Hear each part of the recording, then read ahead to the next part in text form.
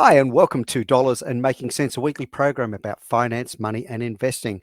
I'm Ray Trevison, your host from OTG Capital, and we broadcast every week on Radio Northern Beaches and nationally around Australia on the Community Radio Network. I'm really pleased to have back at the microphone again Justin Bott from Services Australia, or you may know them as well as Centrelink. So, Justin, thanks very kindly for coming back on the show. Ray, as always, thank you so much for having me. It's a great opportunity to be here and just help give people information.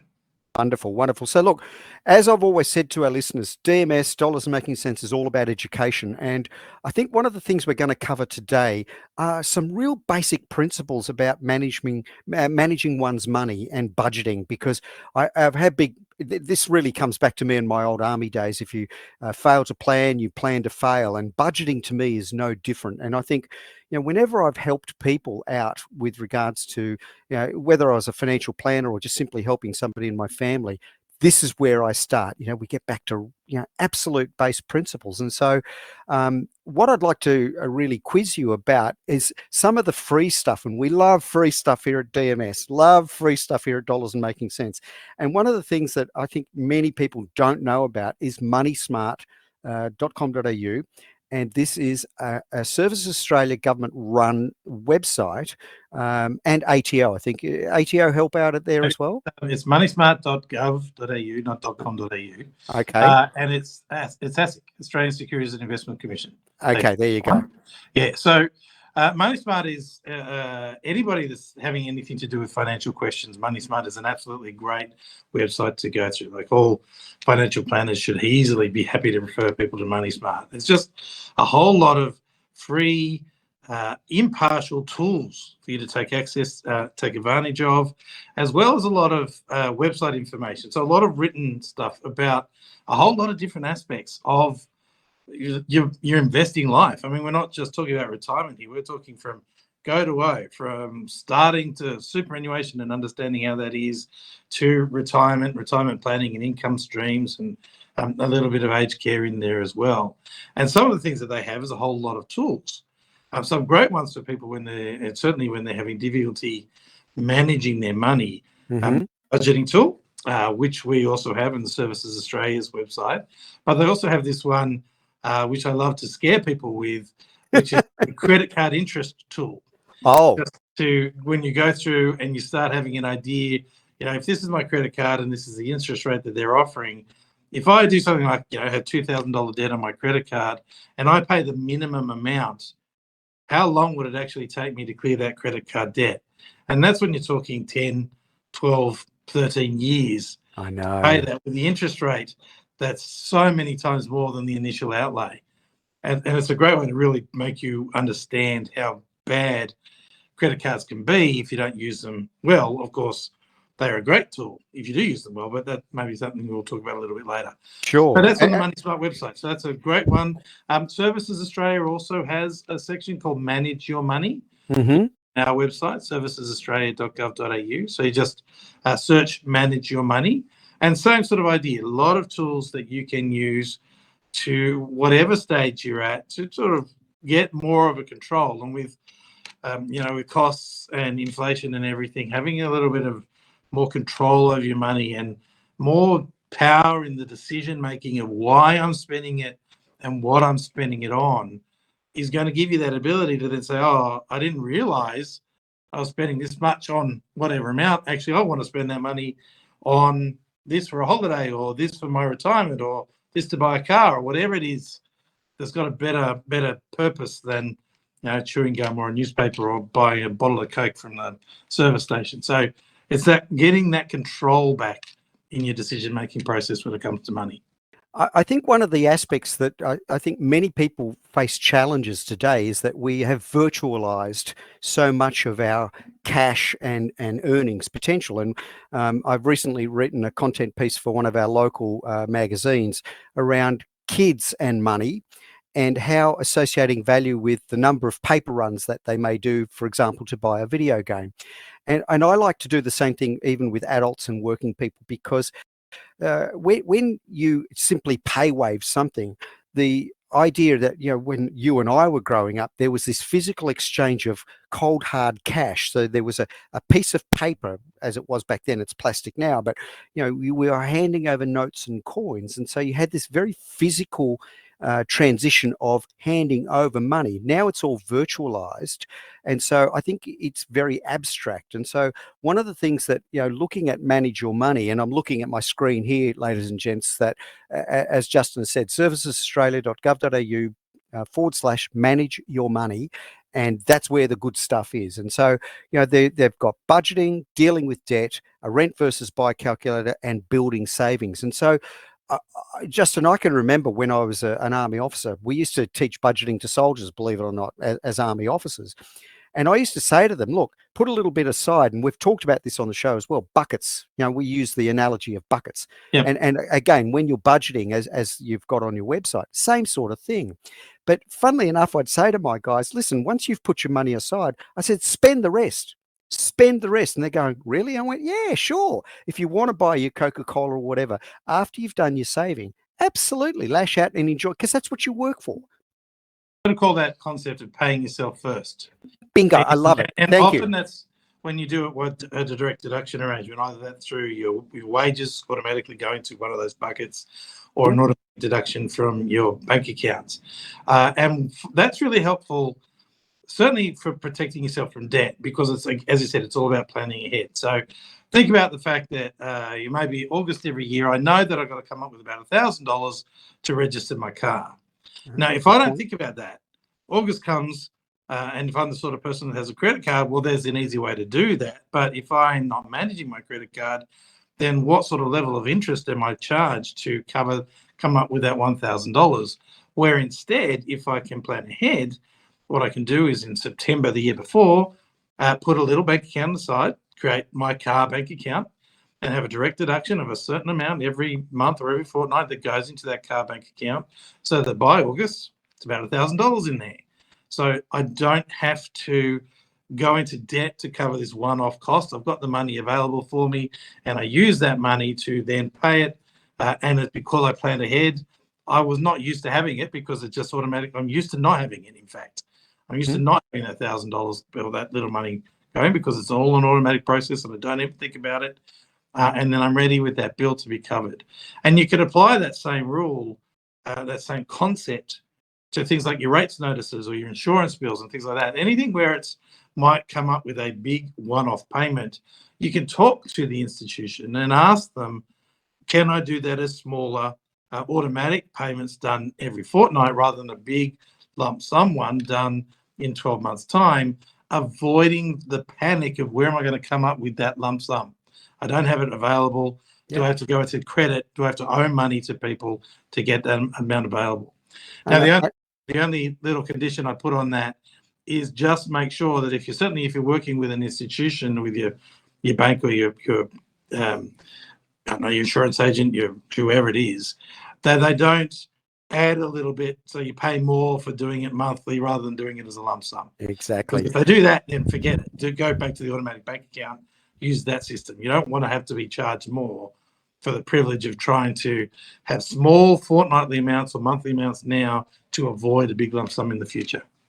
I think many of the insurers and the energy companies and telcos have wised up and stopped charging these surcharges to pay in installments, and making it easier for their lower income, or let's say people that aren't able to have the discipline.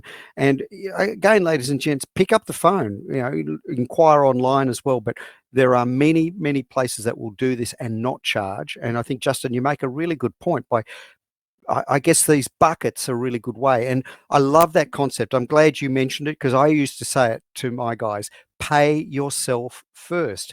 And they thought, that's a weird concept. And I said, well, look, once you've paid yourself, you then have all your other money bucketized. I use that term, bucketized.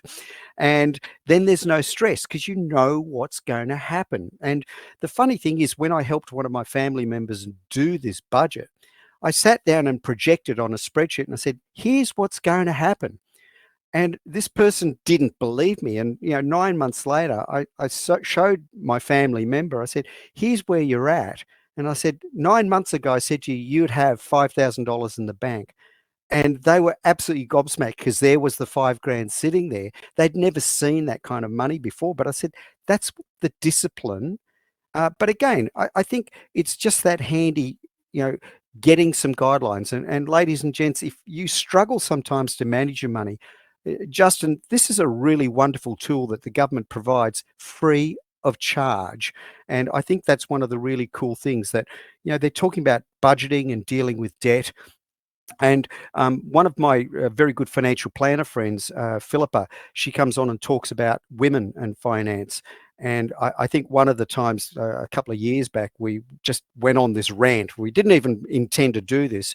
But one of the things, Justin, that I keep on saying to people, gambling is one of these awful things that, it's perfectly legal. And I'm not trying to be a wowser. Hey, if you want to gamble, please, you're an adult, do as you please. But if you're struggling to be paying your bills, the last thing you need to be doing is to be going off. And I'm really pleased that, that some of the advertising now has these warnings, you're going to lose more than you win. I wish it could be a bit more forceful again, because you're going to lose the lot. So. One of the things people, it's the word budget that makes a lot of people very scared. And it's really important to put it into context of what it is that we're actually doing when you're talking about a budget. And the first thing is, it's not about a whole lot of things you're not allowed to do. This is not what a budget's for. It's not saying you can't do this. What it is helping you realize where your money is actually going so that you can then make informed decisions about, well, did I actually want to be doing that? Is that really where I wanted my money to be going? So the first thing is that people are concerned about the whole concept of being told I can't have the fun that I'm presently having. But the second thing is that they actually think creating a budget is really a difficult thing to do. Whereas creating a budget actually isn't necessarily very hard at all. And the reason it's not very hard is, again, certainly with the world being so much online and our transactions all becoming more electronic, if I want to know how I spent my money in the last 12 months, all I need to do is check my bank statement, my credit card statement, and if I pull out cash, I might need to do a little bit of work on where my cash has gone. But if I just put those two documents together, and maybe if I am getting a payment from Services Australia, I might want to get a deduction statement from them because I might be doing things with them as well. I just have to look through those for 12 months, and that is my budget. That is telling me where my money has actually gone. And from that point onwards, it's an issue of, all right, so I know where my money's gone. Is that where I want all my money to be? Now, there are going to be some things that I have to cover. We'll set them, put them aside. We know we've got to cover those. But where else is my money going? What else have I been spending it on? And again, is that the sort of thing I want my money to be going to?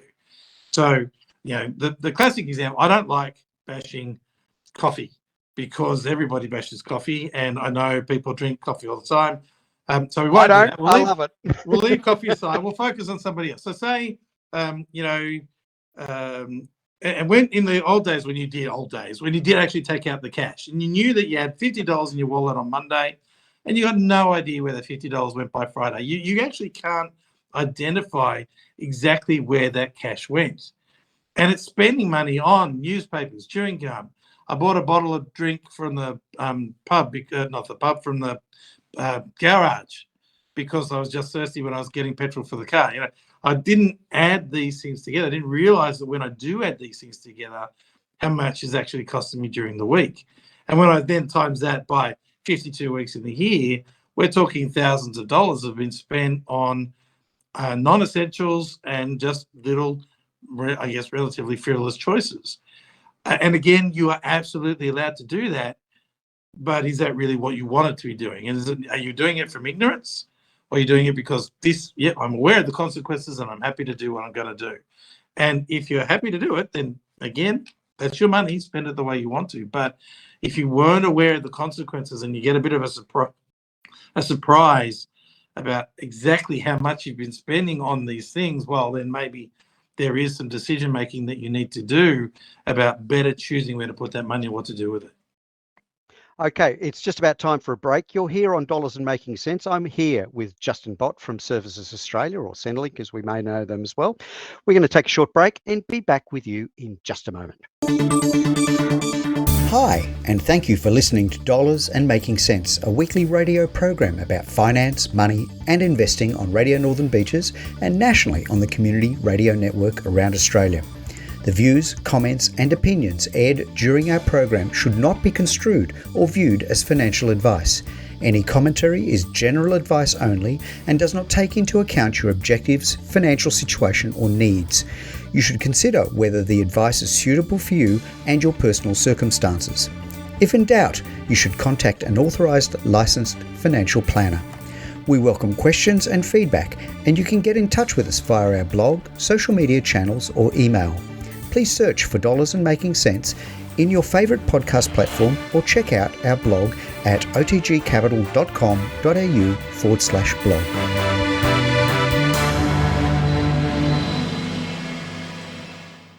And welcome back, ladies and gentlemen, to Dollars and Making Sense, a weekly program about finance, money, and investing. I'm Ray Treverson, your host, and with me today I have Justin Bott from Services Australia, and we are talking about budgeting, about being able to put money aside. Now, Justin, before we went to the break, we were talking about budgeting and spending money and saving for yourself and spending money for yourself. But what I wanted to move on now is, let's say we've done all of that, but human beings and frailties that we have, all of a sudden, we've had a bad couple of weeks or whatever, and we've run into problems. And again, we're all about free stuff here. I wanted to bring you on the show and start talking to people about something I wasn't aware about, but there's something called Financial Information Service. So again, I didn't know anything about this.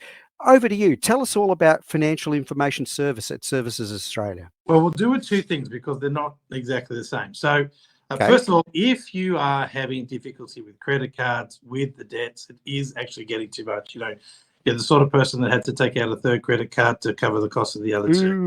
Then you do need help. But Services Australia's Financial Information Service is not actually where you need to go. What you need to do is call the National Debt Helpline. So if you are in that sort of way, please give the National Debt Helpline a call. Their phone number is 1-800-007-007. That's 1-800-007-007. They will be able to link you up with financial counsellors who can work with you and also work with the people that you owe money to come up with repayment arrangements. So that is, again, free service. It's there for anybody if you're in that financial need. So Now, all you got to remember then is James Bond, 1-800-JAMES-BOND, and that's going to help you if you need help with handling debt. So trying to make money problems not become worse, how to get out of some of the situations that you're talking about. Now, separate to that, through Services Australia is the Financial Information Service, and I'm a massive fan of the Financial Information Service. So that is a free financial education service that Services Australia provides across Australia. And so the way that I describe them is they're sort of like adult educators of money. Their job is to teach people about money. And they are available to anybody. You certainly do not have to be a Centrelink customer to take advantage of their services. They will talk to you if you are 18 and you've just started your job and they've asked you, your boss has asked you to put money into a superannuation fund and you have no idea what he's talking about. They will help you if you're 35 and you've got a mortgage, but you're looking at investing, but you're not sure, share portfolio of a property, what's good about them, what's bad about them. Or they'll help you as you're approaching retirement, looking at retirement income streams and superannuation and where you go. And their purpose is to teach you so that you understand your options. It's again that concept of financial education. What's out there? What's the language that everybody's talking about? There's all new words that I've never heard of before. They don't seem to make any sense to me. They don't fit in my understanding of basic English, but everybody seems to be using them. I don't understand exactly what people are talking about. The Financial Information Service is a free way to get that information so that when you have to make the decisions about finally choosing this investment, this superannuation fund, this strategy, you understand what you're getting yourself into. You've got the knowledge that says, all right, I'm confident that I'm making the right decision. Now, we're not in competition with financial planners because we don't do what financial planners do. We're not licensed to do that.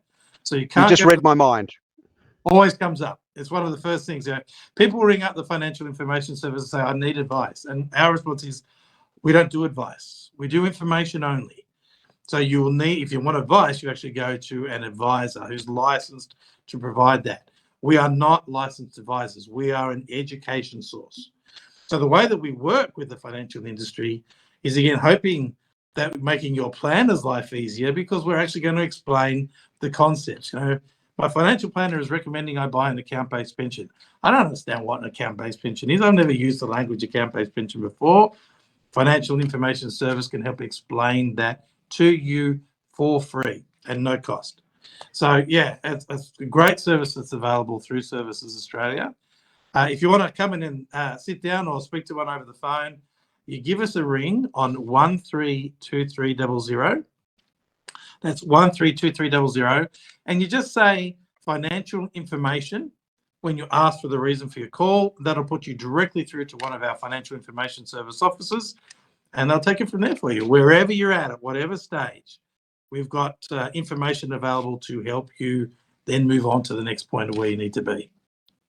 I think one of the things I'd like to maybe drill down a little bit then, Justin, because I've had the executive director of the AIOFP, which represents a lot of financial planners. I've had planners on the show. I in the industry, many financial planners, and given the fact that we've lost pretty well over half of the financial planners over the past 3 to 5 years because of regulation, because of age, and the different standards now, and a lot of confusion in that space. As a result, we're now talking about, the average financial plan is going to cost anywhere between $3,000 to $5,000 or more, depending on what you come to them, and the problem that you need solving. I guess one of the aspects that we're trying to address as an industry is being able to service a lot of people that aren't simply going to have the means to be shelling out $3,000 to $5,000 for a financial plan. And again, I'm not trying to pitch the Financial Information Service head to head with financial planners per se, but certainly if you are a minimum wage, low income, or on the pension, for example, the Financial Information Service, it sounds like it's a really good starting point, is it not? I think we're a great starting point. So you're right in saying that there is going to be a group of people who really are either not attractive to financial planners or just can't afford financial planners. If I'm just starting out to invest, I've got nothing. There is no resources for me to go to a financial planner and say help, because they've got no money to move around. I'm really starting from scratch. So if I want to understand the difference between the share market, the property market, and what a term deposit does, the Financial Information Service is a free place where I can get that done. Brilliant. The other thing that you can do, and I'll do the plug as well, is that we actually have a free webinar series that you can find again on our website.